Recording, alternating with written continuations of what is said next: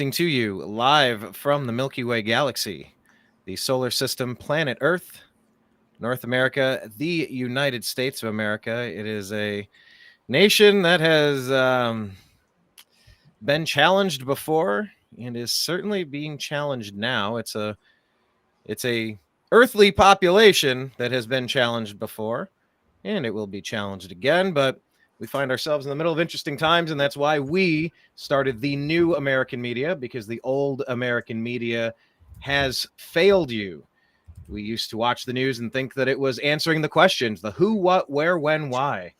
Are you old enough to remember when you were taught that the news, you can air quote, the news, well, they tell you what's going on. They give you the information. And savvy consumers of the news have since learned that that is not the case. They give you versions of events that they want you to have, whether that's a consistent and steady stream of propaganda, terror, lies, malfeasance, and chicanery, or the actual facts. Maybe the truth lies somewhere in between. But I think what's become obvious with the old American media is that you start to find outlets, you start to find people, you start to find anchors and hosts who will continuously, repeatedly, knowingly lie to your face. We saw it with Hillary Clinton pushing her version of reality that doesn't match reality. You see all of the things she's gotten away with because the deep state is kind of just letting her get away with it because she's on the team. The team. Who is the team? Is it John McCain over in Syria, in Ukraine, fomenting all of this global uncertainty that we're seeing today? Is it Barack Hussein Obama? Is it the Bushes? Is it the other Clinton? Is it Kissinger? Look, it runs deep, it runs wide, it's vast, it's the swamp, it's the deep state, it's the cabal, it's the 1%, it's the Illuminati, it's all of the New World versions Order of all the things you've ever heard. Blake gives us the new world order. In fact, World Wrestling Federation, before it became WWE, the NWO came out in the 90s, and that was pretty aggressive. It was pretty popular. It was pretty successful. They took a phrase from George Bush talking about the new world order and turned it into this whole heel shtick. It's the same type of stuff that Governor Jesse Ventura from Blake Walley's state of Minnesota, he talked about. There's the good guy and the bad guy in the wrestling ring. Jesse Ventura has been governor. He's been a Navy SEAL and everything in between. He's covered all the conspiracies. That's not a good impersonation. I got to work on my Ventura. It is a bit of a growl, but we're taking in news and we're trying to disseminate what's what. That's why the new American media was created, because we are hitting really well in the big leagues. Our batting average is nice and strong. We have years of experience calling out stories that you've never heard of, setting the record straight on things where common sense and common wisdom, the zeitgeist of the day from the alphabet agencies, they push you in one direction, but we try to find where the actual truth of the matter is, and we have a pretty good batting average at this, and that's why we bring you this show, the Agree to Disagree show. We welcome you to join, put your comments into the show, and we like to incorporate those into the program whenever we can. This is Blake Walley over here. Blake, tell people where they can find you on social media, because you've been an accidental, reluctant, independent gonzo journalist since 2011. Yeah, sounds about right. Yeah, you can follow me. Just go at Twitter, X, TV's Blake Walley. Of course, the archive, my website is thenextlevelnews.com. Absolutely. Is there a quintessential piece that you think, if someone had 3 chances to learn about Blake Walley, what article would you direct them to? What interview? What on the ground reporting? What video compilation? What project? Like, if someone only had 3 chances to learn about Blake Walley, like, where would you direct them in your entire body of work? It's hard to say. I do like my 2016 coverage of the DNC. Like, you can find that on the new thenextlevelnews.com. And the new American media. I believe it's there too. There's a lot. I don't even know. I wasn't prepared for that.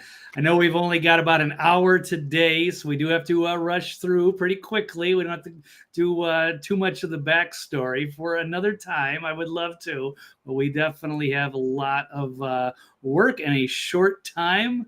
But we'll get to that another time when we have. All right. That'll give you some time to think about it. That'll give you some time. It's not like you don't have 3 interesting interviews from the 2016 DNC. So there's all 3 interviews. Yeah. Go to that project and check out Blake, and also check out The New American Media and the Agree to Disagree show in all of your favorite dissemination platforms. So we want to talk today about the main topic, and it's that we're already in World War III. History books have a way of looking backward and making sense of things, setting timelines, roadside maps and markers. But I think we're already here. If it's not obvious to you that we're already in World War III, I would just ask for you to reconsider. Maybe the beginning of World War III was when Hamas killed 1,200 Israelis over the weekend. Maybe it was when Joe Biden was placed into the presidential office of the United States of America.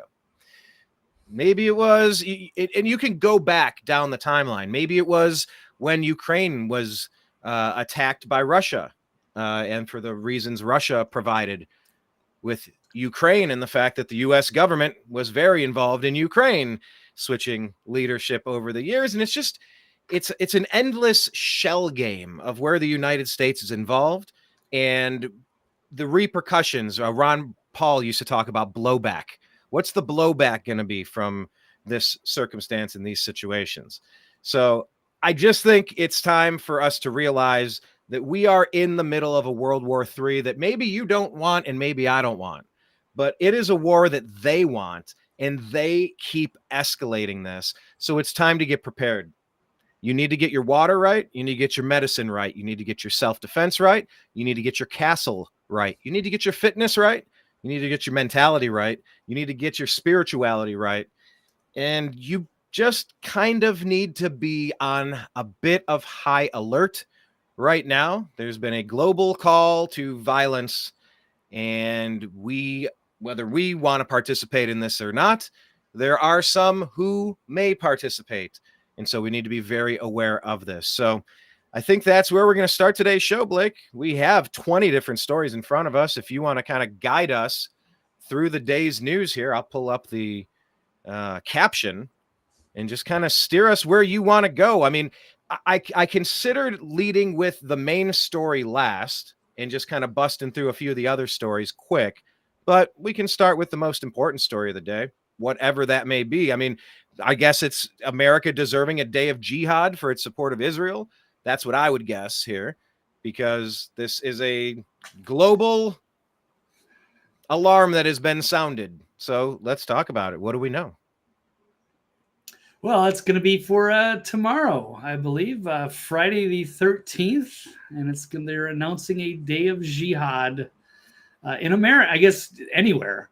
I think it's global. Yeah, anywhere on the globe. Global day, and people are warning maybe stay out of major cities. Maybe be careful about where you're interacting in public places, in case there are some kind of terrorist bombings or something like that. So definitely a good time to be vigilant. That could be anywhere. That could be a bus station. That could be a mall. That could be a school. Who knows? A theater, a concert, like those cowards who came in over the weekend to a damn concert, Blake. You know, there's a line in Pulp Fiction. They talk about somebody keyed his car. He's like, oh, man, you know, it almost would have been worth letting him do it just to catch him doing it. There is nothing more chicken shit than messing with another man's automobile. I keep thinking of that line, that quote. It's just how chicken shit to fly into a concert and just attack people who are there. Literally, these are not military targets. These are not military targets. These are just human beings trying to live a human life. And a demon flies in from the depths of hell and just kills 1,200 people, man. And like I said on the last show, it happened to in your backyard in Vegas. There was a country music concert, right? And they mowed people down from up in the hotel. We still don't really know what the hell that story was about. I mean, it's just, there's nothing more chicken shit than this.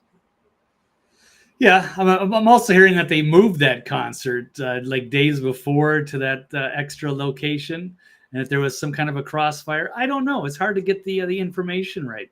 But yeah, if that's happened the way certain outlets are reporting, then yes, it is chicken shit and awful.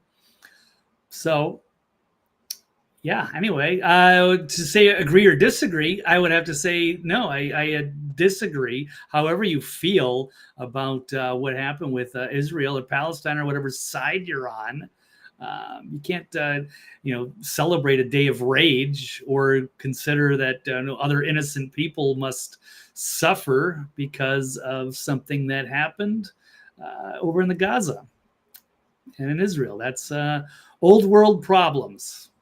And so people should be protesting. People should express their thoughts and free speech and civil discourse, but not by committing acts of terrorism. So who is the guy that called for this? I don't know specifically. I just know that this is something that's been called for in general. So people that support Palestine or Nation of Islam, it doesn't matter. Just the point of if it's a day of rage or jihad or calling for violence, then I condemn that. With 10 million people in the country, Blake, how concerned do you think we need to be about the sleeper cells that are positioned and that have been bussed to strategic locations? All just kind of waiting, all as if directed by Barack Hussein Obama to wait until you have the word. Just wait until you see the whites of their eyes. And then we'll take this nation over, whether it was Barack Hussein Obama or George Soros or somebody above them, or, lizard people or aliens or, I don't know. Lizard people, yeah. Cybernetic future versions of ourselves that have been uploaded into the ether through our collective consciousness and artificial intelligence, coming back from the future to save us from our future selves or something like that. Maybe.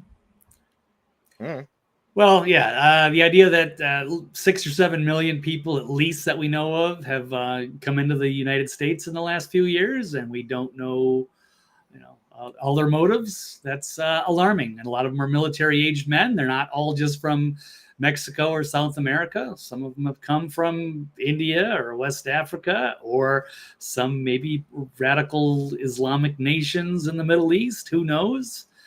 And that's something that people should be aware of. That's maybe it's we have enough issues going on in this country, and we have to want to keep the integrity of our country. And we should have a closed border here. Be careful about who we're letting in until we know. And that could be turned against us in a real bad way by globalists that want to take down America. You bring in infiltrators or sleeper cells that could be used against us domestically, that would be a problem. And so if it is a problem one day, I mean, how confident and comfortable are you in the situation? I guess this is a question. It's not just for you. It's not just for me. It's for everybody out there. Like if we were literally under attack nationwide, the top 50 cities all had teams of however many people. I mean, maybe it's something that doesn't pass us by. Maybe it's something that does pop up everywhere all at once. Isn't there a movie like Everything Everywhere All at Once or something like that? I haven't seen it, but I saw the title a couple times. I don't know. How prepared do you feel, Blake? I'm not terribly prepared outside of being outside of a major city. No, I mean, I'm not ready to get into a ground war. No. So if it happens, it happens. Anyway.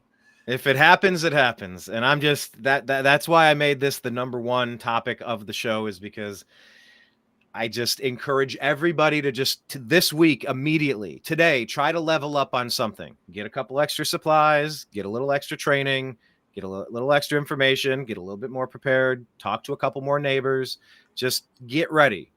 So anyway, so we're going to disagree that America deserves a day of jihad here. This is on the heels of 1,200 massacres.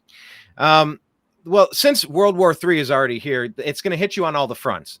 Like I said, you need to get ready financially, mentally, spiritually, physically, all of these things, right? So just we'll bounce back to more of the Israel stuff, but it's like at some point it's kind of the same story told 30 different ways. In this area of the war, Blake, is it acceptable to debank people for their online opinions? Because if you have an opinion about what's going on in the world, now you're not allowed to exist. You're not allowed to participate in financial transactions, meaning that's your mark of the beast. You must not say what must not be said, or you must say what must be said, or else you don't have the right to be where you are. That is the lack of the mark of the beast, Blake. So what do you think? Is it acceptable to debank people that are monsters, that they have different opinions online? I disagree. This is financial terrorism. And even people I don't, agree with, I wouldn't consider that like, oh, we just have to, shut off their funding or make it so they're not allowed to do banking and regular commerce. No, it's just something they've started recently in the last few years to go after their political enemies. And so one of the reasons I guess I've, thrown away my PayPal account is because of that. So they were going to start charging these outrageous fines for people using online misinformation. And they've targeted Nigel Farage, for example, who's an outspoken critic of the European Union in Great Britain. And it's happened here to Trump supporters. And people I know, Dr. Brooks Agnew has been targeted by these attacks. So really, yeah, PayPal freezing accounts. That's happened to it was a Del Bigtree or some of these other like health guys, or was it Dr. Joseph Mercola? I don't know. There's been people targeted here in the States. People who are critics of big pharma, big government, big tech, anything like that. So, I saw Mike Lindell. Mike Lindell has been pretty much. Oh, he's been hurt badly. I've been trying to buy some stuff off of them. I just got a big towel set, bathroom towels, kitchen towels, gotten sheets, slippers. I'm trying to support our patriot. Mike, also fellow Minnesotan, who's a great guy. Oh. And whether we agree or disagree with, what he's done, or whether you think that there's, fighting for election fraud or integrity or what have you, he's still a great guy, and they make terrific products, and he doesn't deserve to be destroyed like that. So, anyway. Yeah, this whole banking thing, we have to be really aware of the companies that are going to be aggressive in this manner, and they have to be starved of their revenue. We don't need to participate with companies that are going to treat us that way. There has to be alternatives over there. There need to be Bitcoin. Yeah, that is part of it. Well, okay, if we don't have anything else on this, I'll go to another. Yeah, financial... we got kind of a big lightning round show. All right. Well, I didn't know which ones you had articles on. I thought you might have had articles for those first two. So I was kind of like setting them up. Well, that was trending. The Day of Jihad thing was trending. I don't have anything specific on that one. You did mention the debanking thing. That was a tweet that you referenced from Aaron Dykes and Melissa Melton out of Truth Stream Media. Posed that question. And that's all the sources I had on that today, although I have had articles about that before. Gotcha. Well, staying on the topic of finances, Joe Biden has been stopped, or he's been asked. Okay, hold on. Yeah. So Biden gave Iranian money to Qatar, and the question is Qatar going to freeze the money and give it back to the United States after what happened? It's interesting to hear what they're not saying. What you hear Rashida Tlaib not saying, what you hear that representative who said, "Oh, what, you're going to show it to three idiots on your webpage or your podcast? The people who are going to see us, three idiots." It's interesting what people are not saying. But in light of what happened, in light of releasing this money, Blake, do you think that Joe Biden should freeze the money that has been released to Iran? At this point, I think it would only escalate tensions. I don't think that would actually help. But I mean, if they can prove conclusively that it's been used to finance terrorism, then maybe that is something they have to pursue in retaliation. I get it. Maybe they could say they should not have unfrozen those assets because it was locked up. So to refreeze it again could be not be taken well by the the Iranians. So I don't know. I'm going to refrain. I'm going to slow down yet because Wall Street Journal did report that, but then they've kind of had to walk it back. So we're not sure how the money's being spent yet. Well, I would. So just a random post here talking about how Biden knows from Senator Marsha Blackburn. She claims Biden knows the $6 billion transfer served as a catalyst for the Iranian-backed terrorist attacks, and we need a formal agreement to freeze the funds, not a leak to the media. And this here is saying that Biden asked Qatar to stop Iranian access to the $6 billion, but didn't really freeze it.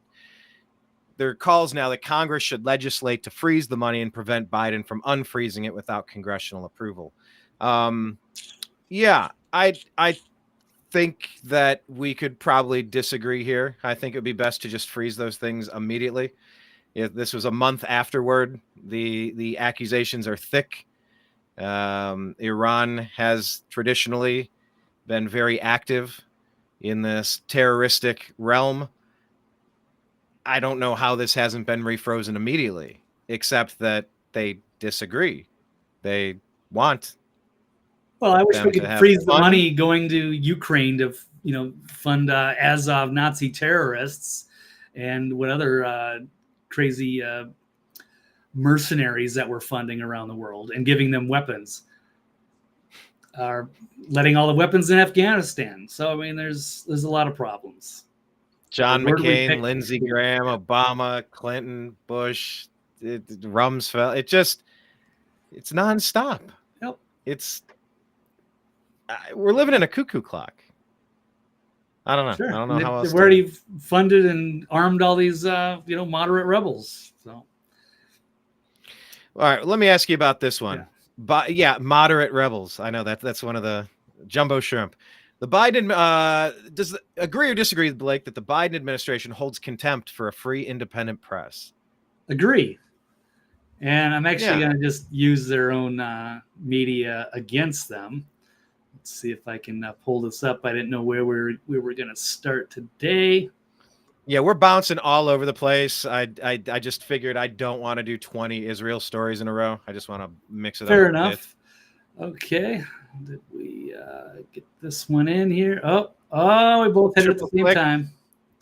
All right, you got it. All right, there we go. Perfect. All right. So, a New York Post reporter tells press secretary that you should be ashamed because he hasn't been allowed to ask a question since May. So, imagine nonsense. being part of the White House press corps, and you should be allowed to ask a question at every press conference. And how do you go 5 months? That is, to me, contempt of a free and independent press. But we should, let's get into some of the details. Let me ask you a question. Yeah. As we get into the details, Bill Burr has a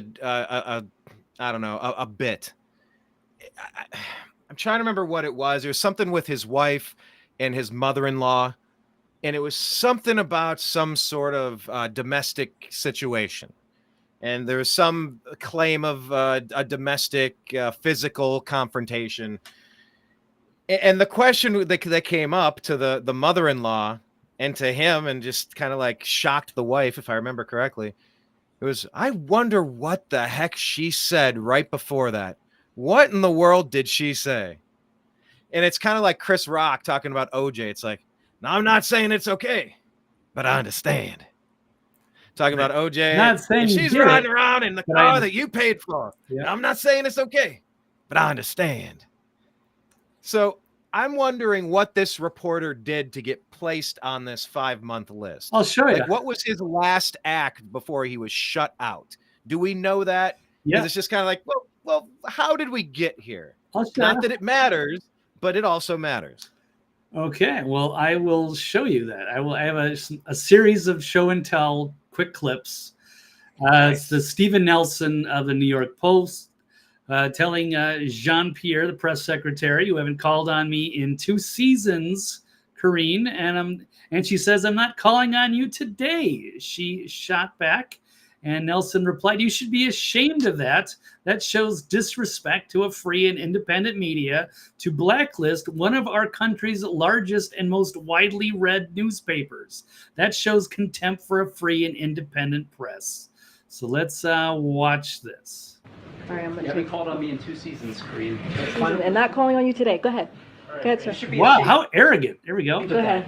Go That ahead. shows Go ahead. disrespect to a free Oh, independent go ahead. media. It's blacklist I'm gonna one of close- our country's I'm gonna- largest and most widely read newspapers, Karine. That shows contempt for a free and independent press. Go ahead. I'm calling on somebody who I haven't called in a long time as well. Go ahead. Wow, shot down. So here's a tweet from Stephen Nelson talking about this. The 4th largest print circulation. Only the New York Times has more web traffic. Yeah, New York Post. Was it founded by Alexander Hamilton? Like, it's been around a couple hundred years. So we'll. Uh-oh. I didn't mean to do that. Alexander Hamilton. All right, so here's why they don't call on him anymore. There's a few clips. So here's one of them. Thanks, guys. Appreciate it. Why did the Ukraine FBI informant file refer to you as the Why is that term? So it's really hard to hear because it seems like they've kind of cut it off, and he was trying to ask a question. They didn't let him, and then while the cameras were still rolling, he mentioned, "Hey, to Joe Biden, why did the Ukraine FBI informant file refer to you as the big guy?" To which Biden was caught off guard and just says, "Why'd you ask such a dumb question?" Why'd you ask such a dumb question? So that's number one. So he was targeted out for that. And here's another one. That's a great question, by the way. Yeah, he mentions more about the Ukrainian bribe giver, claims to have tapes. Are there tapes that you accepted bribes, President Biden? Is that true? Would you comment on the arrest of the former president, sir?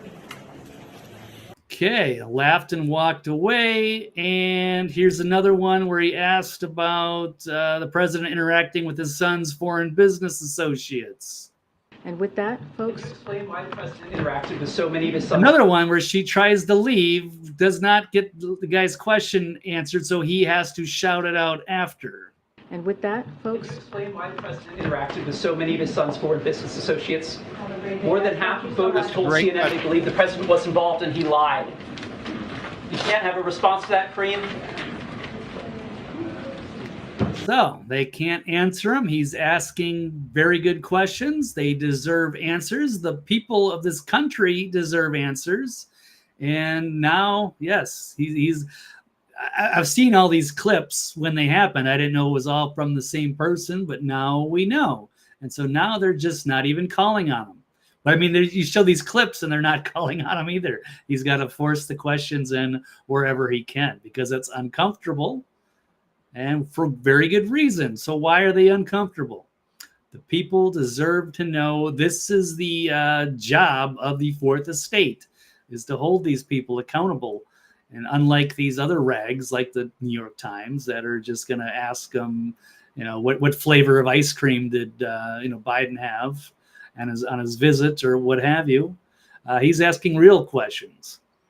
But the Biden family is involved in scandals. And they don't want to answer. They don't want to be held accountable.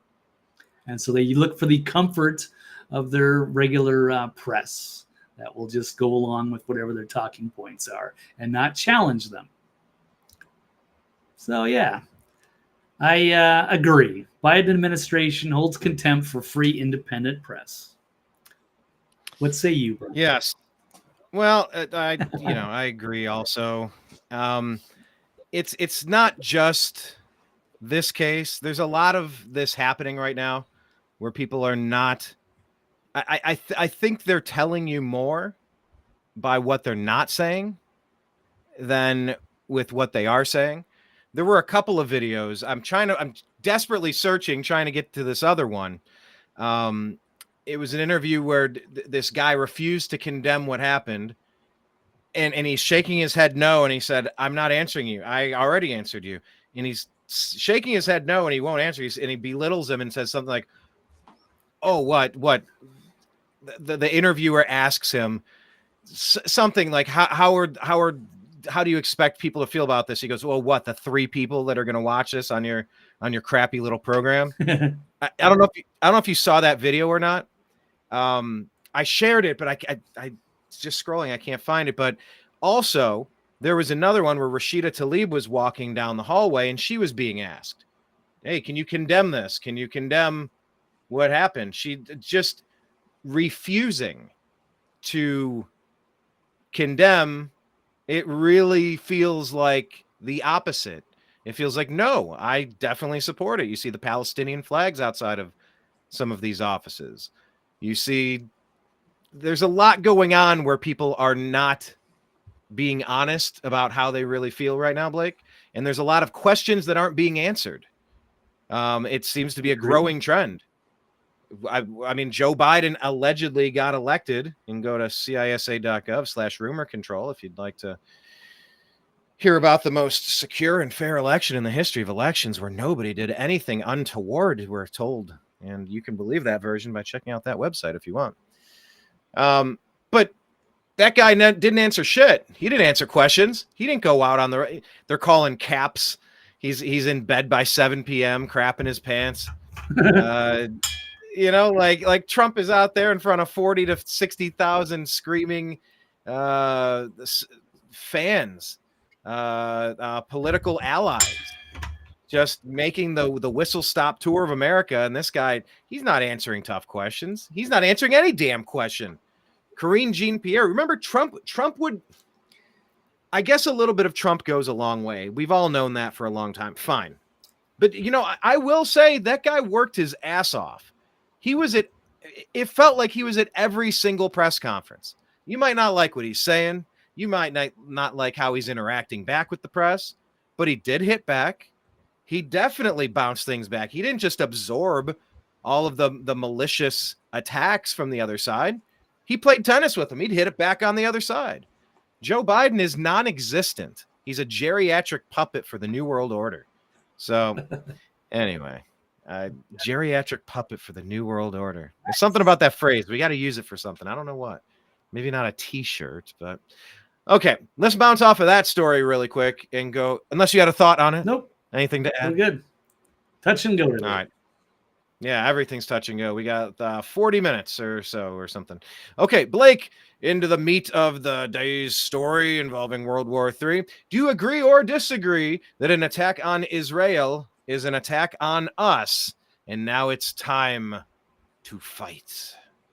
Disagree. That's an old world problem and an old part of the world. No. So I don't think that's our issue. We could try to aid our ally, if you will. I don't mind some of that. I think it's been a black hole, not like, Ukraine, but, it's been a constant surveillance challenge, and we give them tons of money. And this is a unfortunate turn of events that has happened, but I don't think it calls for boots on the ground or anything. I'm not ready to, send U.S. forces out to go engage in an overseas war. This is huge, and then you're also looking at it's World War III. It could be the end of our civilization, especially if Iran and all of these Islamic nations want to join in the fight. It's going to be really difficult to defend Israel. So I don't know. A lot of people say, "Oh, it's an attack on Israel. It's an attack on us." I don't totally buy that. They're on their own. We'll try to protect them as an ally, but we can only go so far. And I don't support everything they do. I don't always like the way they treat their neighbors, and I can only go about 75% or so. So I heard some. I don't know. It just kind of depends who you listen to, but I've taken a few thoughts to kind of put them back together for me. I've heard it said recently that in 1948, when Israel was created and Palestine was created, that Palestine kind of went to. There's a phrase that says never miss a good opportunity to miss a good opportunity. I've never heard it phrased that way, but it was never miss a good opportunity to miss a good opportunity. And in that regard, the argument was made that in 1948, on the heels of World War II and the gas chambers and the Northern African countries that were participating with Germany in those efforts, that this land, I believe they said it was taken from Jordan, and it was supposed to be split. And instead of Palestine getting a country, which it never had, it chose to fight a war from that point forward that it's never stopped. If that's the case, missing a good opportunity to miss a good opportunity, it's just once again another reiteration that a two-state solution can never work there. Any thoughts on that? I heard that earlier today, and I kind of got thinking a little bit. I believe in Syria, they've lived in peace for a long time with all the different religions. As much as, some sides might demonize it, oh, they can't live together. But as far as I know, there are areas of the world where Christians, Jews, and Muslims all live in peace together. So in theory, that's way Israel was supposed to be set up in the 1948 or whatever. It was Palestine. It was occupied by the British. And then once they got out of that region, they brought in Israel, and they gave a homeland for the Jews that were persecuted throughout Europe. I don't know all of the details, but I'm not a scholar on that stuff. But I just know that it's been problematic, and where it was going to be set up as some sort of where everybody's, equal there or something.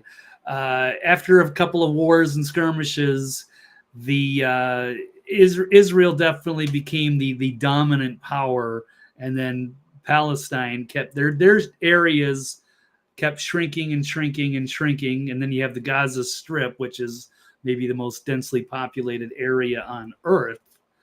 So they continue to lose their land and resources and be shoved into these smaller ghettos.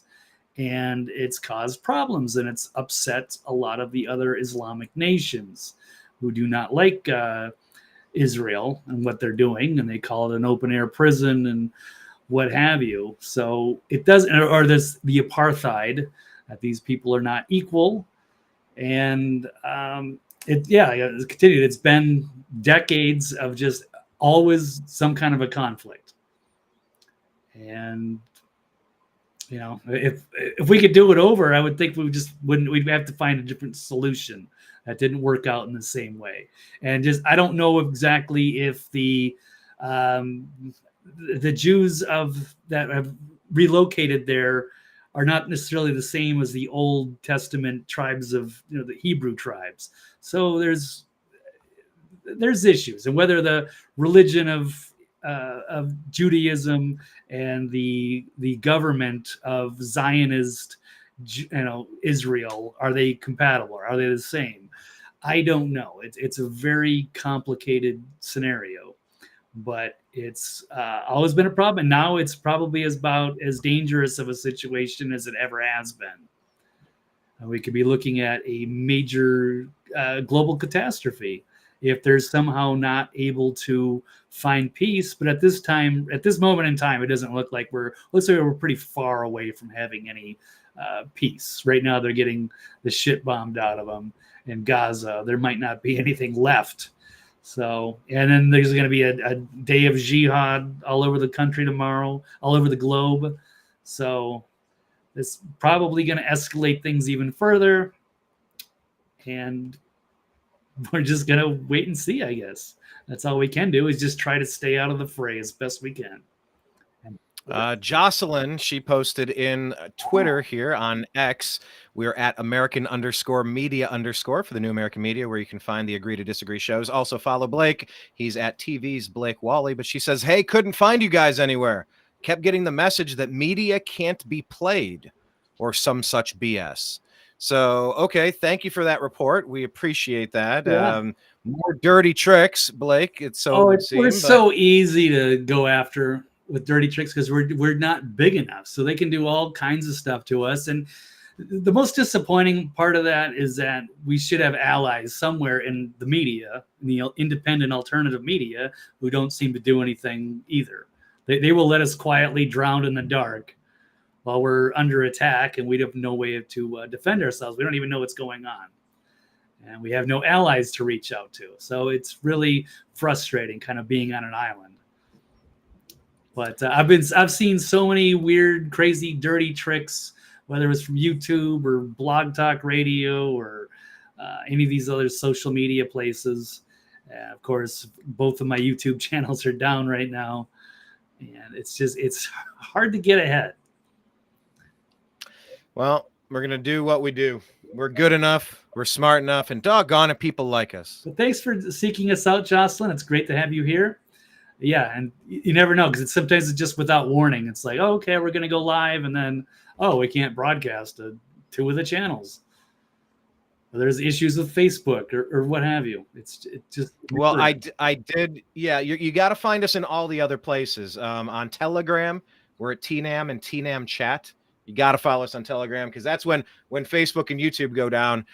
And let's just assume X will go down, and X was just a maybe it was just a data collection opportunity to give us a false sense of hope so that they could clamp down even harder. So if the big 3 go down, try to follow us in the alternative 4, 5, and 6, the Truth Socials, the Telegrams, Rumble, Odyssey. We will be out there. Just search the New American Media, search Blake Walley, Brian Engelman, the Agree to Disagree show. But Kenneth B, he's asking us if soon his microwave popcorn is just going to pop in its box, wondering how hot this is going to get. But yeah, back to Jocelyn. I did post the link on our X feed. It's youtube.com/the New American Media. So temporarily, for now, you can find us there, and we are live, and Jocelyn did just join us in there. So welcome. She asks Blake to consider the Khazarian Mafia. How familiar are you with the Khazarian Mafia, Blake?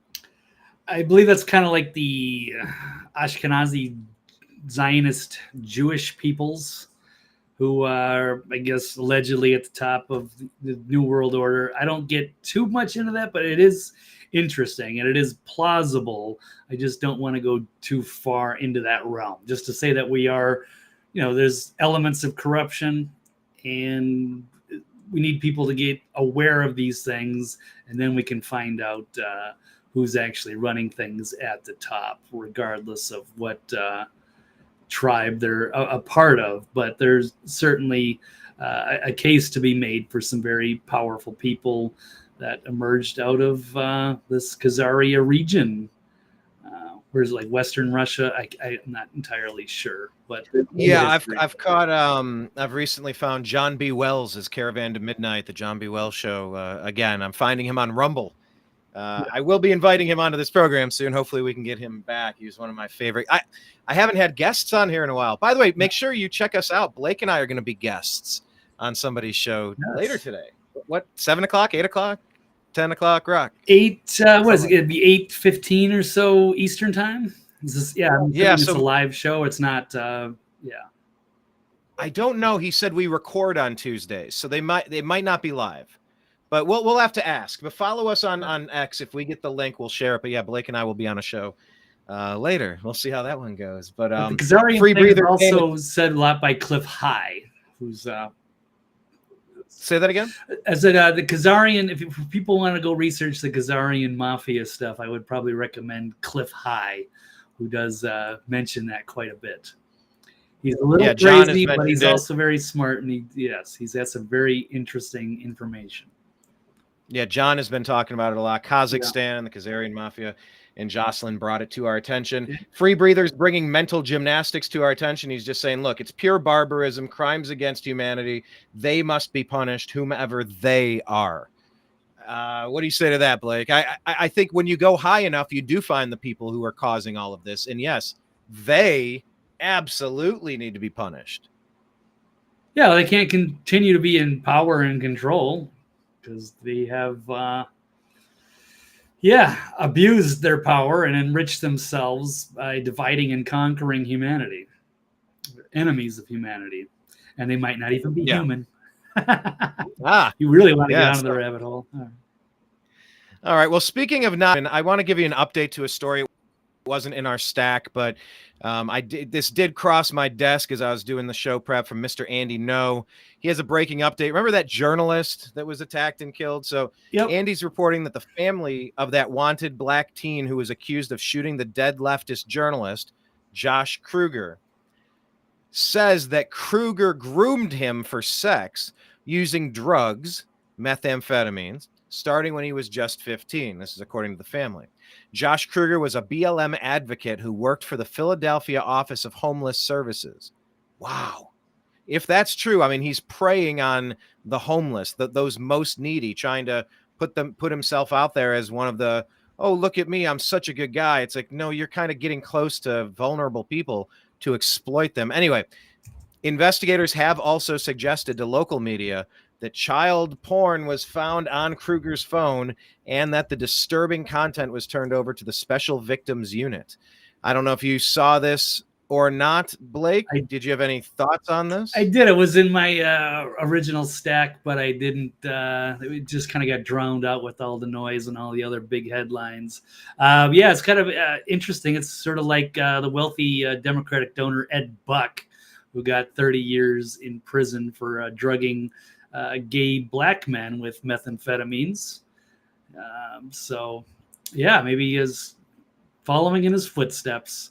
So Josh Kruger, he's a creeper, and he's interesting because he called out both Scott Adams and Mike Cernovich, and then just days later, like 2 days later, gets killed in his home.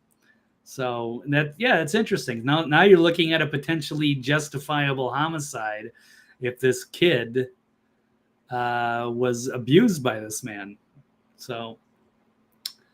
Yeah, he's a monster. He should be sitting around with prison with Ed Buck, but you know what? Maybe this is better off. Just deserves his death. I don't know, but without getting all of the facts. But on the surface, that's what it looks like.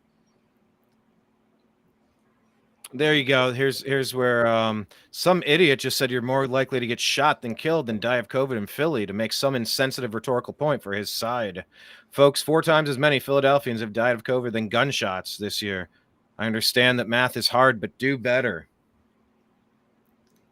Look at it's a lawless land of liberals in Philly where shootings are dropping to levels not seen in years. Yeah, it's an interesting story. But that's the update that we have to it. So Brian, would you rather move to LA or Philadelphia? Get out of here. Get out of here.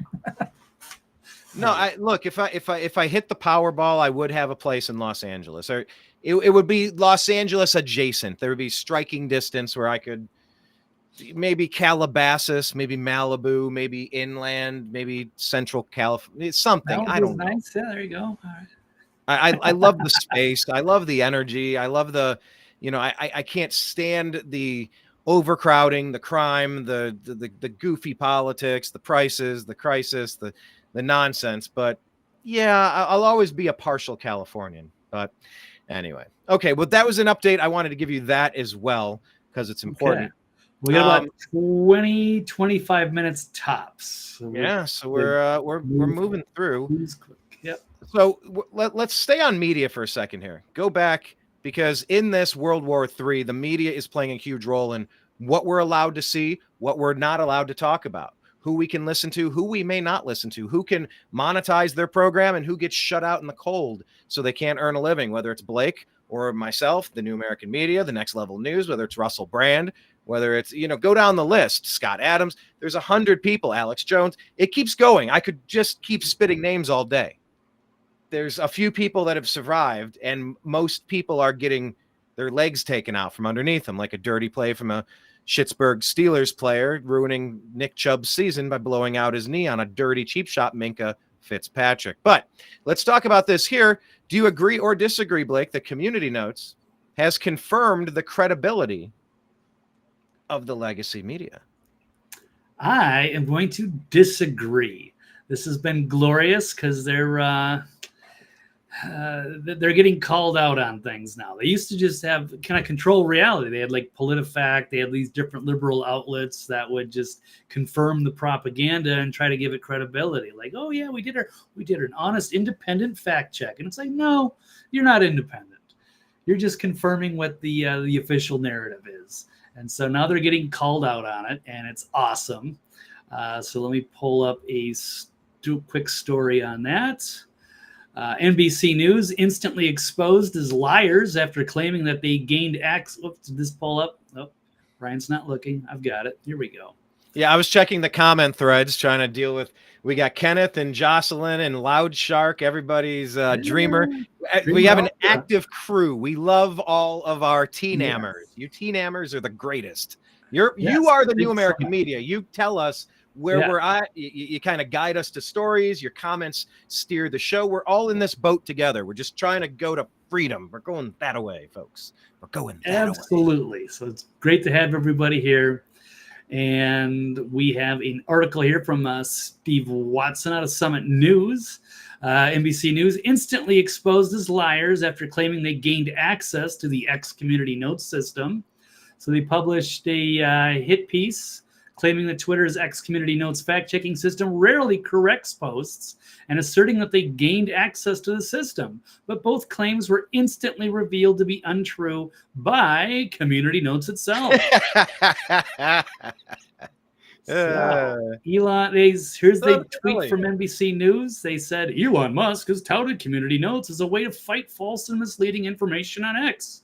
But NBC News gained access to the system and found that on posts containing known misinformation, few posts were ever corrected. Many fact checks were delayed. But then the readers added the context and said NBC did not gain access to any special Twitter system. They merely had one of the many thousands of community notes contributors show them that some misleading posts had yet to have any notes added. Any 6-month-old account with a verified phone number can join the program. So I got Seth Dillon from the Babylon Bee said NBC just got hit with a community note for spreading misinformation about community notes. That's so funny. God, the Babylon Bee is they just report the actual stuff now. It's insane. It's the Matrix. The Matrix is so overused, but it's Inception. It's the dream within the dream. It's so meta. Yeah, and here's another community notes, because this is what's important about it, because here's NBC News getting called out for some of their propaganda, talking about, oh, this 24-year-old black man has been hospitalized with an incident getting beat up by the cops, which his attorney said because officers chased and beat him after he fled from a traffic stop, which would be awful because you're thinking, oh my God, is this more, racist white police officers just beating an innocent black man who was, on his way to go, to school or whatever. It's just ridiculous stuff. But then it turns out they get the community notes.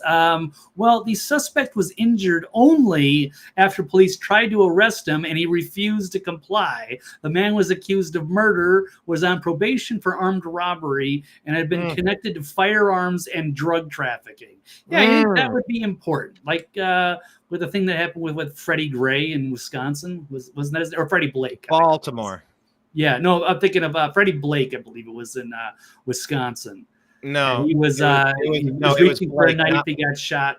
Well, Freddie Gray was another guy in Baltimore, and then who was it? Is it Jacob? Jacob Blake that was in Wisconsin, and the cop shot him, and then that's where Kyle Rittenhouse came into play because he were like burning Kenosha down. But it turned out the guy was like a career criminal.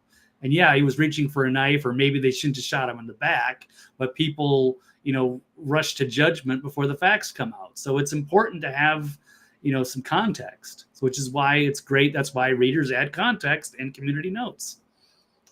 But they can't control reality, and it's upsetting them, and they're getting called out. By the way, yeah. As you mentioned this, I love the instantaneous nature of trying to make sense of this here. But yeah, Jacob Blake, remember that guy? I believe that was another one that LeBron James really weighed in heavily on. Like I think he convinced the Bucks to not play a basketball game. They canceled the baseball or a basketball game in Milwaukee because of that. It was the Milwaukee Bucks. And this It was was- from a month ago, Blake. I just looked at September 12th, No. 2023 in the where are we at? At the Kenosha News, it says, Jacob Blake Jr., the black man, he's a man, but whatever, the black man shot by a Kenosha police officer 3 years ago, has voluntarily dismissed a recent federal civil rights lawsuit that was filed against the city of Kenosha. And the former police chief and the officers who were involved in the incident. Blake's now 32 years old, living in Cook County. Chicago, Those are the I think. defendants. Hang on, okay, it's a letter of voluntary dismissal regarded by Motley Legal Services, blah, blah, blah, respectfully submits the notice to voluntarily dismiss the complaint. Plaintiff has not attempted to. There are no attorneys of record for any dependent. Okay, so this lawsuit had called for a jury trial for judgment against the defendants for an unspecified amount of damages, attorney's fees, court costs and fees, and any further relief a court deemed proper. Okay. It says that no settlement was ever offered. The city was never served a copy of the law. Weird. Either they don't know what they're doing or there's absolutely no case there. I don't know. Any thoughts on that, Blake? Not yet. From one other. But Okay. I know he was the bad guy. The victims of him were, happy that he was going to get arrested. But then, they got to cancel a basketball game and then make a huge deal about how, it's just another one of these things where white officers are trying to target, the racists and they're targeting black people. And it turned out to be so BS. gross. Yeah. It's all Obama era tribal politics and racial division. He's a racial arsonist, funding ISIS, ISIL, all the stuff in the Middle East, all of the American racial division, the nonstop attack from academia, the lying legacy media, their stupid policies, their moronic arguments, their lack of data, their inability to provide you with common sense, decency, and real opinions on real matters. Everything is just arson. It's just racial arson. They run around setting little fires, not brush fires in the minds of men, setting fires to burn this whole place down because they're just destructive. They're not builders, they're destroyers. So I guess that story, Blake, was from one Blake to another Blake, wasn't it? But I would just add this, though. We got 15 minutes. Yes, go for it. Yes, you pulled. They aren't news; they're propaganda. Yes. Sorry, I had to pull this caption back up because I was going to add one more thought to this. Yeah. Community notes. I would agree. You disagreed. I agreed. So we're just verbal semantics, but I would say that the credibility of the legacy media has been confirmed as zero by community notes. So. I'll disagree with you there, but I think we're on the same side of that story. We know it's all bullshit. Okay, speaking of bullshit, let's go back to Israel, since we can only handle so much of this at once. Blake, agree or disagree? If Gaza Strip is wiped off the map, the Islamic nations will submit. Interesting phraseology. Yeah, and I'm going to have to disagree with that. I don't think they're going to be like, oh, okay, yeah, sorry, just our bad, no worries, we're not going to do anything anymore. Yeah, that's the problem with these wars escalating like that. So whether you agree, yes, Israel has a right to defend itself, yes, it can retaliate, but, I mean, if it's just going to go and carpet bomb Gaza and blow up innocent people, then it's no better than Hamas, in my opinion. And it's not going to be taken well by the nations of Islam or Saudi Arabia or Iran or some of these powerful countries that are going to come in. They're tired of it, and they're ready for their big holy war. And I don't think that's a good idea. But I think the damage is already done.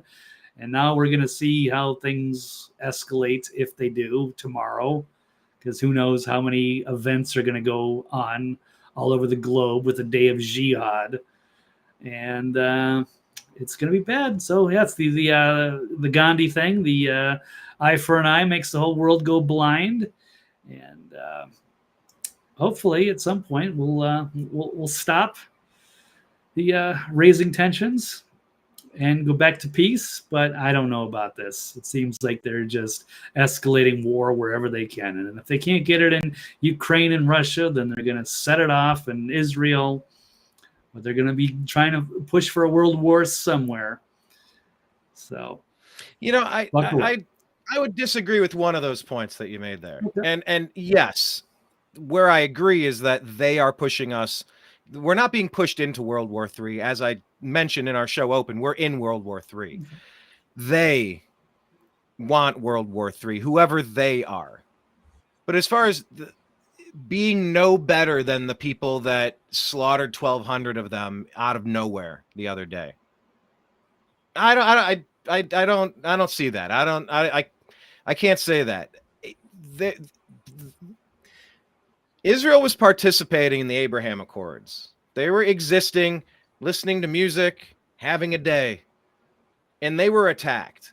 They were attacked by a group of people in a place that has refused to let them exist there since 1948. At some point, you look at the Gaza Strip, that how much of that was given over in 2005? A lot. I don't know. Are they no better by taking Gaza and just saying, everybody out? I don't care where. It's closing time. I don't care where you go, but you can't stay here. And it's blockaded over in Egypt, and it's complicated, and everything's going on. But I mean, I even in the last show, Blake, I heard you refer to Gaza as an open air prison. Okay, so this is the worst. This is hell on earth. And they keep attacking Israel, who is participating peacefully in the Abraham Accords and got slaughtered to the tune of 1,200 people in a day. All right, you got to go. It's closing time. You put the ugly lights on. The ugly lights are war, and you evacuate and clear the entire place out. Every single person. I'm not saying every single person is killed. I'm not saying turn it into a parking lot. But if they have a neighbor that refuses to stop killing them while they were peacefully participating in the Abraham Accords, trying to calm all that shit down and just live as neighbors. Christians for some reason tend to side with Israel and the Jews a lot, right? That's something that's. Do you accept that as like a commonplace? I think they get along better, but I don't entirely know, because some of those ancient cultures, like I said, in Syria they've lived in peace. Even Iran, there's Jews that live peacefully in Iran. But they're not Zionist Jews. They're, Hasidic or Orthodox that do get along. Well, I was just thinking, because there's so much overlap with Jerusalem and Israel and just being the Holy Land where all the stories are from. And when you go to these places, I haven't been there, but people say it changes them. And I believe that for some reason. The three major world religions are all based in the same spot. I don't know. That's kind of coincidental. There must be something to that area. But I'm just thinking, if so many Christians tend to back Israel, and Jesus Christ was a Jew, and he was strung up and killed by the Jews, and the Christians could get over that and move along, why can't Israel exist in the spot that they currently are? You can't go back to 1948, but if Christians can forgive the Jews for killing Christ, can't the Islamic world forgive the Jews for existing in Jerusalem, in that area, in that defined spot, and just try to stay peaceful and move along? I mean, a slaughter of 1,200 was pretty unbelievable. I'm not, forgiving that or whatever. That's awful. I'm not. Got to contempt all the atrocities here. But yeah, they say it's like an open air prison because it's completely surveilled, and anything that comes in or out has to go through the prison guards, basically. You can't send in supplies or anything like that isn't going through the inspection process. So, and it's highly, heavily populated. They don't have a lot of resources. And so there are problems. I wouldn't want to live in Gaza. I don't think anybody would. So I don't necessarily think, Israel are these great people. I don't think they treat them fairly. And it is we all know it's an apartheid. It's hard to pick sides here, but I don't want to pick sides. I just want to stay out of it. But this keeps. I don't think it's hard to pick sides. But I also recognize that there is a puppet master controlling events. and doing things behind the scenes that is directly linked to all of this shit. And it's important that we be careful not to be played in the immediate aftermath of something so emotionally charged. So I agree on that component. Okay, but we're on gonna this one, go Blake, really agree or quick disagree? here. Yep. Yeah, Okay. agree or disagree about cutting off food, water, and power being a war crime? Yeah, and that is a war crime. That's considered a war crime. And let me pull this story up out of Natural News. Actually, I found this tweet earlier, but it's also happens to be embedded in this Natural News article, which is also condemning violence on both sides. And we shouldn't be, picking one side or the other here. But this is interesting to see that this lady, Ursula von der Leyen, whatever, is saying Russia's attacks against civilian infrastructure, especially electricity, are war crimes. Cutting off men, women, children of water, electricity, and heating with winter coming. These are all acts of pure terror. But when Israel does it to Palestinians, suddenly it's not a war crime. Suddenly it's perfectly acceptable to the EU, NATO, USA, and other Western countries. It's war crimes when Russia does it, but never when Israel does it. So, anyway, I like this article. I'll have to tweet this one out, but I think it does a good job of kind of staying neutral and just condemning the violence and not picking one side or the other. There's good and bad on both sides, but we shouldn't be, cutting off the resources for innocent people. Yes, it's awful that this happened, but carpet bombing innocent people and destroying everything is not making things better. Oh, look, my background disappeared. Anyway, Brian, I'm gonna have to run through some of these probably pretty quick. I don't know. Well, that's it. Let's get to the next headline here. I think that's all I've really got to say. Unless, Brian, what do you think? Quickly, which agree or disagree? It's a war crime. By definition. I also heard this morning that it's Israel that provides the water and the power for that whole area, and they do it for free. Yeah, they've got all the land that has all the water and resources on it. They've pushed Palestinians into land that didn't have resources. Whether you agree or disagree, or whether it was just a coincidence, I don't know about that, but to make them dependent. All right, next topic here. Do you agree or disagree that we're going to have more than 3 major political candidates for U.S. president? Where did this come from? Wait, I thought you shared something about Cenk running. Okay, that was, I don't know, that's an old JFK or RFK Jr., and then there's Trump, and then there's Biden, and then there's Ronnie D.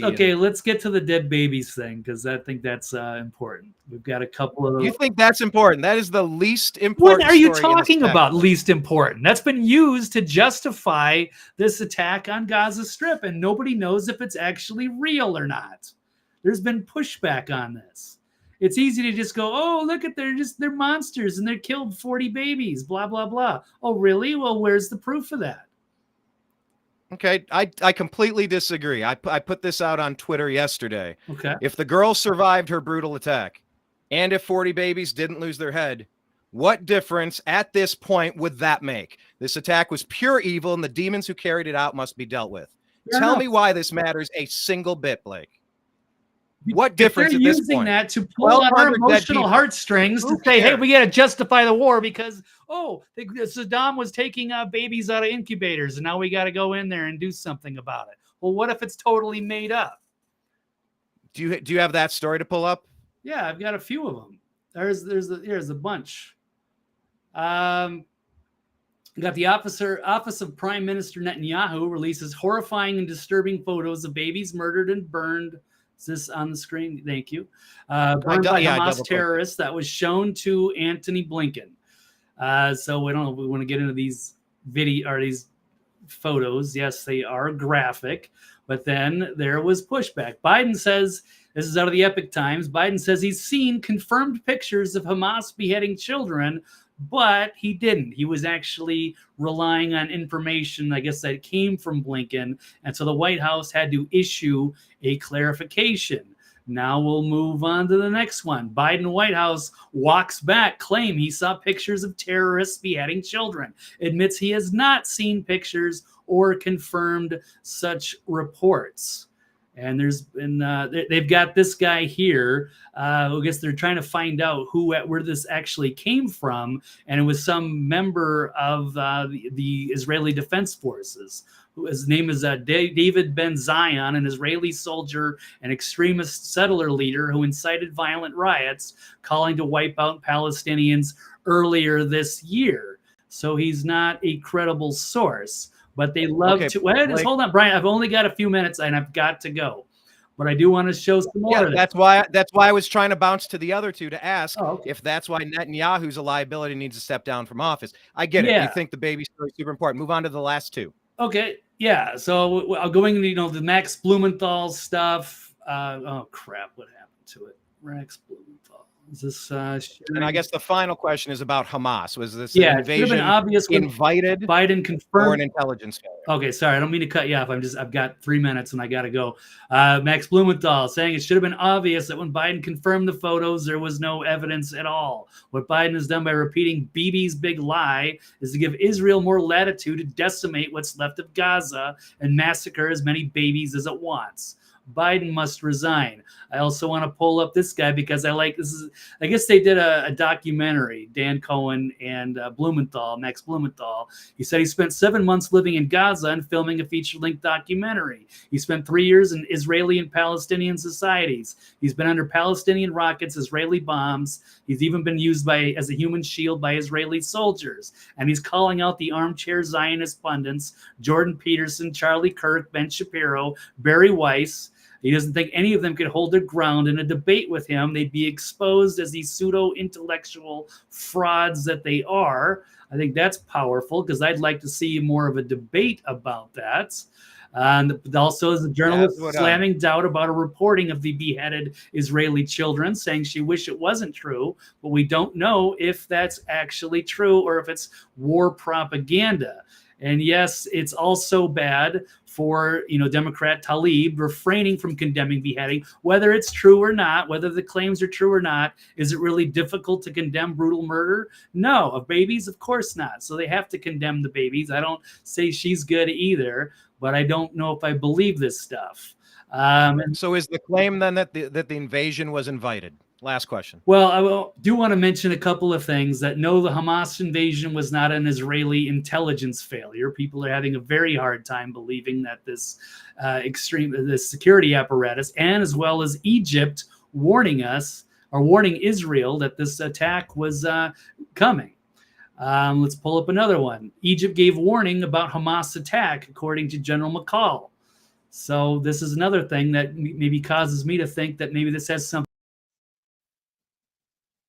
Here's one out of France 24. Shock Hamas terror attack. Is this the beginning of the end for Israel's Netanyahu? And to me, this screams of 9/11 and Dick Cheney, and perhaps allowing the attack of 9/11 to happen so that they could blame it on all of their enemies. So that could be a possibility as well. We also had Trump even calling out Netanyahu, saying they let us down over the bombing of the Iranian general. Bibi trying to take credit for it. So there's a lot to this, and I need more information on whether they allowed this to happen or whether they're using dead babies to further the propaganda to get people outraged so they want to go into a war. So anyway, but that's all I've got, the time I've got, Brian. Anyway, I got to hit all that stuff up. I'm glad I got to make that run. Thank you, Brian. Yeah, you can carry us out. You can do as long a show as you want, but I unfortunately do have to go. But it's been a that'll be the end of it for today. Tell people where they can follow you as well. Real quick, TV's Blake Walley on Twitter. And of course, the nextlevelnews.com is the website. And this show will be archived there, Brian. And now you can give your full opinion on your side. And good luck with that. And thank you, everybody. And look forward to doing this again next week. Everybody be good. Take care. Maybe I'll see you on, the show tonight. Brian will plug that. And then, of course, don't forget Friday Night Power Trio with Mike Barra and Dr. Brooks Agnew tomorrow night. That should be explosive as well. Thank you, everybody. I got to go. I'm out. Thank you. Thank you, Blake. To be continued. Make sure you follow him, everybody. Yeah, for me, I bring it back to this. What difference at this point does it make? And look, I get Blake's point. I get his point. How hyperbolic can this situation get so that it can suck us in to a quagmire? It's friggin' World War III. But what different? Take 40 babies away. Pretend not a single baby was harmed in the creation of this attack. What difference at this point does this make? None. Maybe a little. Maybe a little. I'll give Blake the. Oh, am I not showing this? Doggone it. My screen, all I'm looking at. This has been playing for 45 seconds. There's a glitch in this stream. Yeah, this is just what I wanted you to see because this is how I feel about it. Talking about Benghazi, what difference at this point does it make? I had a hard time finding the energy to discuss 40 babies for a second show in a row, but Blake finds the stories and puts them there. I mean, we talk and we share stories, and I add things that aren't in his stack, but his stack is a good skeleton we can usually go off of and hits most of the main stories of the day. Take the babies away. I don't care. I'm not extra mad at babies. I mean, this is I mean, do Democrats care about babies?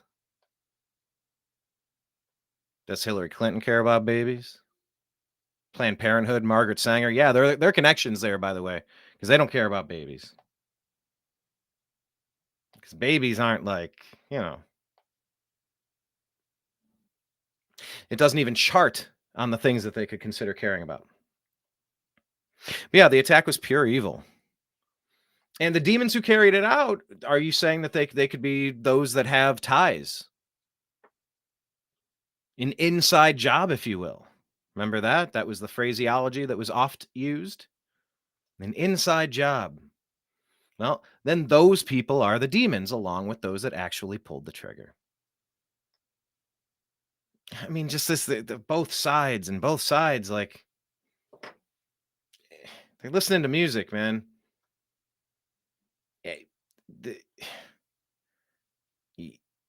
Either it's never going to work or it has to work. Or it's all going to get destroyed.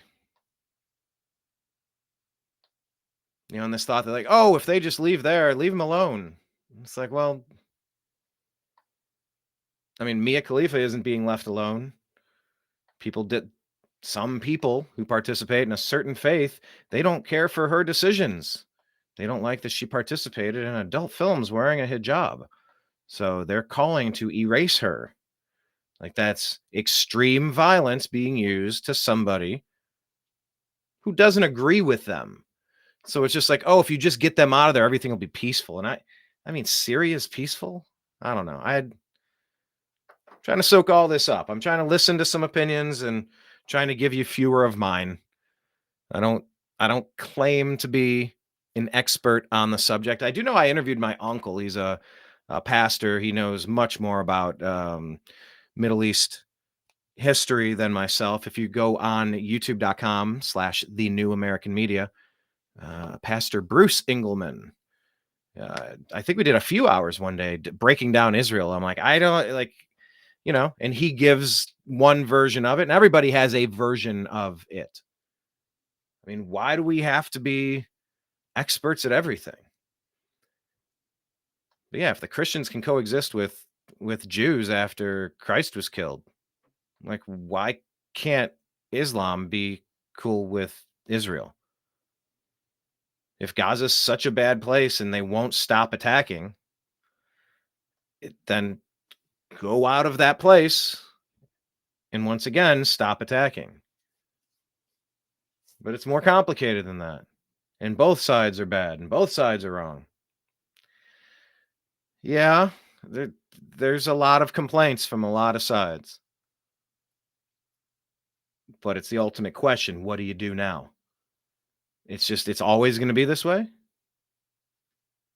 If you just acquiesce, things will be better. Wasn't there a lot of land given up in Gaza in 2005? Did that make anything better? Is anything making any of this better? And what are you allowed to do to people that come in your home and destroy your family? Well, they say that's what's been happening on the other side. It's a cyclical circular cyclical circular argument. I mean, I don't remember them being in an active conflict when they were just having a music festival and got attacked. I've seen various footage, and it's just seen some cars escaping. Yeah, just I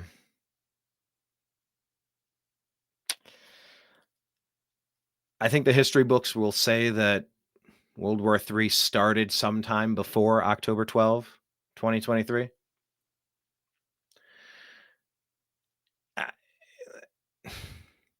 I remember President Trump was asked, they said, can you not say that you want Ukraine to win? What do you want? He's like, I want people to stop dying.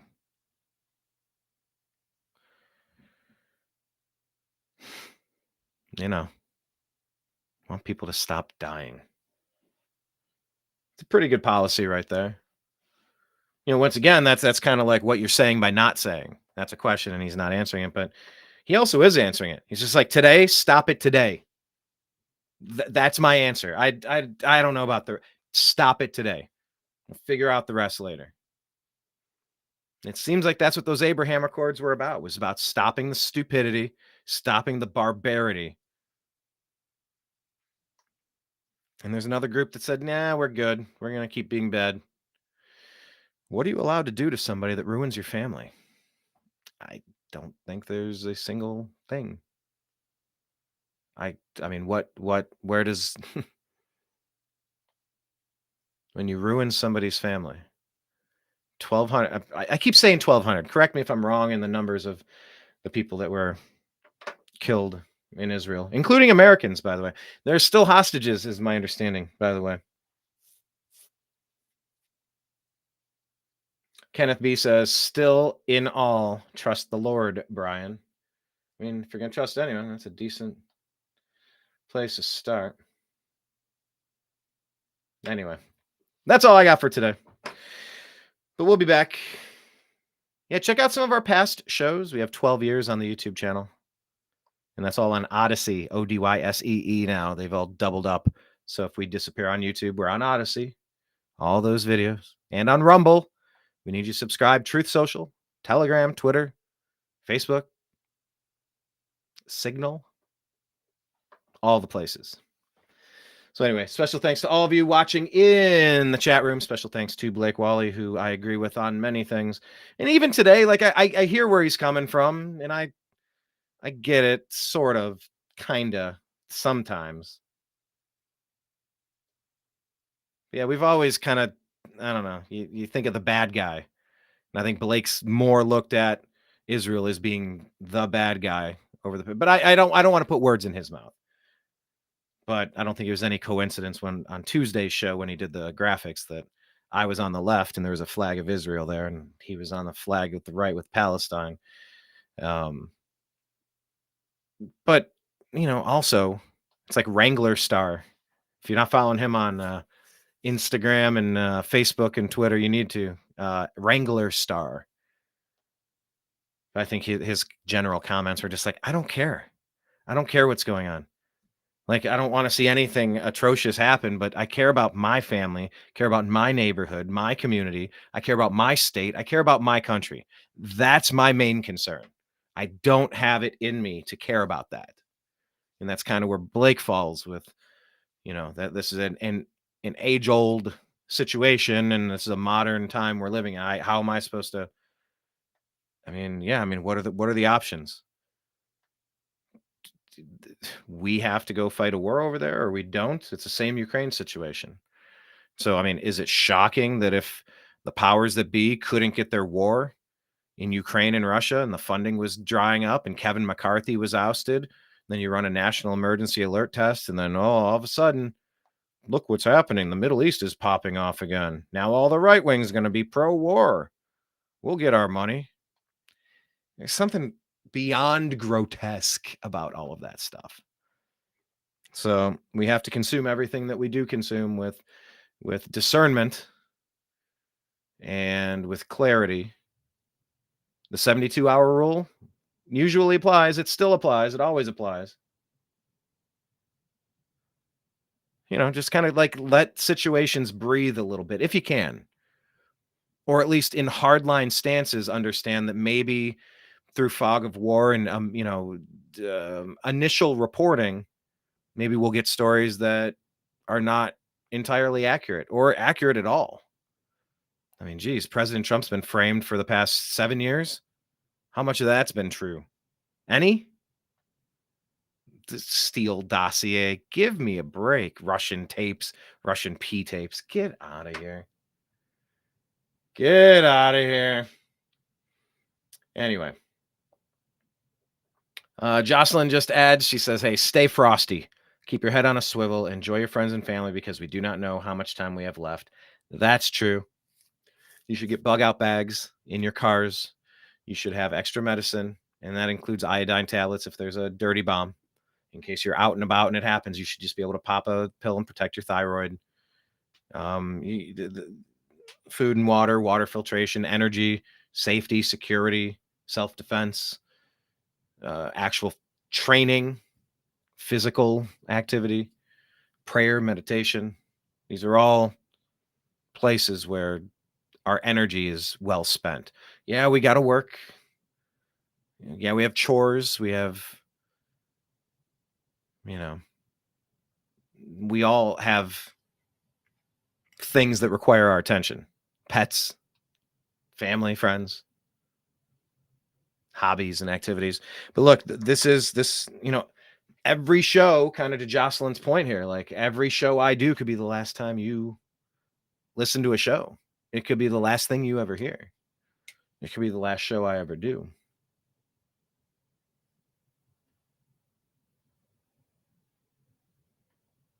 You have a little bit of time. I mean, like, you have 60 minutes in the next hour. What can you do today to just level up a little bit? Get a little extra supplies. Go to the range and test your gear, test your skills. Upgrade something, improve something. Go buy a generator, a tool. Go talk to your neighbors. Get a Baofeng or something where you guys, if the grid goes down, you can communicate. You have a little bit of time. I just encourage you. Sadly, I do believe we are in World War III, and it's time that we start preparing for what the world would look like or will look like if we've been invaded by millions of people with an agenda and an axe to grind at the direction of Barack Hussein Obama or George Soros or Joe Biden or Bill Gates or Rothschilds or aliens. I mean, it doesn't matter. Or whoever. It seems to be obvious that there are people pushing for chaos and for violence and for bloodshed and for pain. It seems to me that those are the bad people. And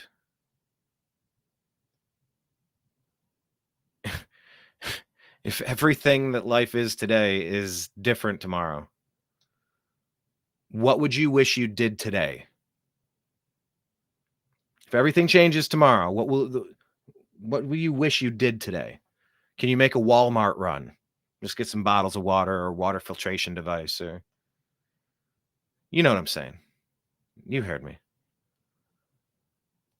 I'm trying to remember. I feel like it was up on La Cienega when I lived in Los Angeles. There was a billboard that said, 1 year from now, what will you wish you did today? It's great.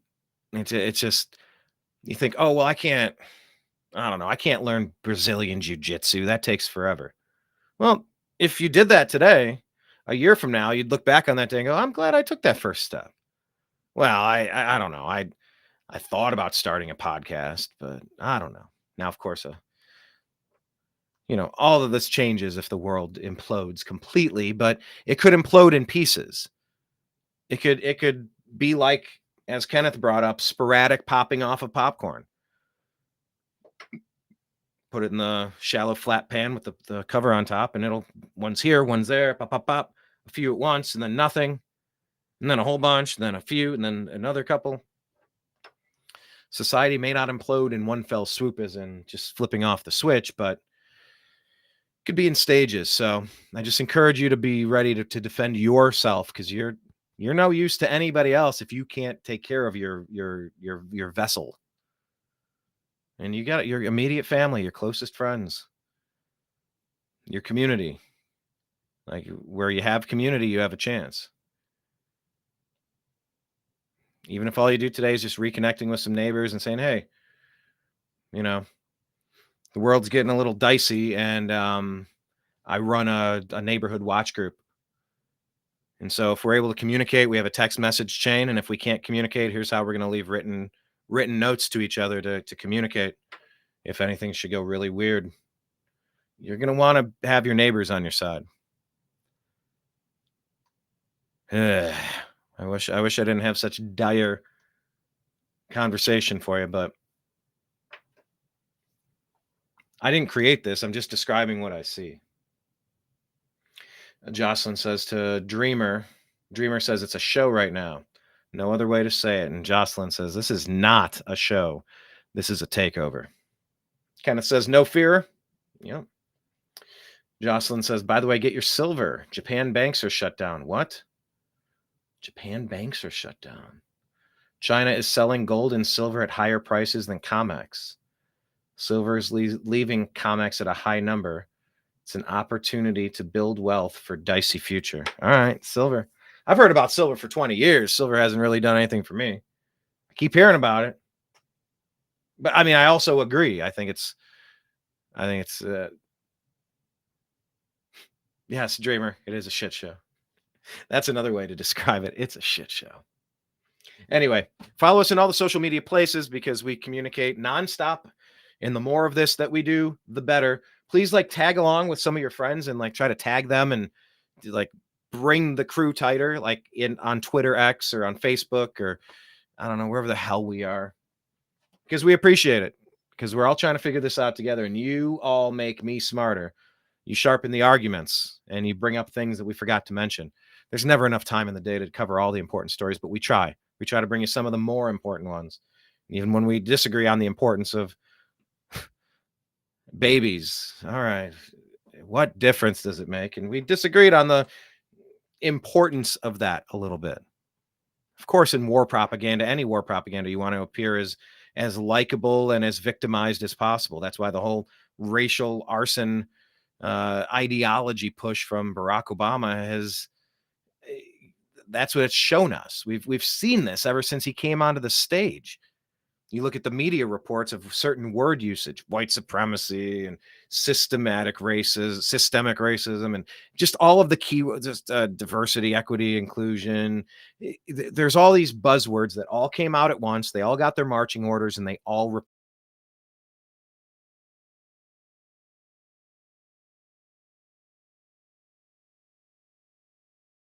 manipulate. That some of the core components inside of the manipulation isn't true.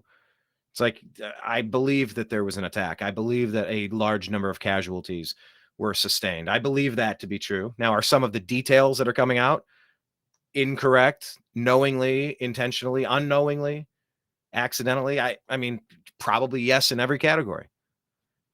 What difference at this point does that make? Not as much to me.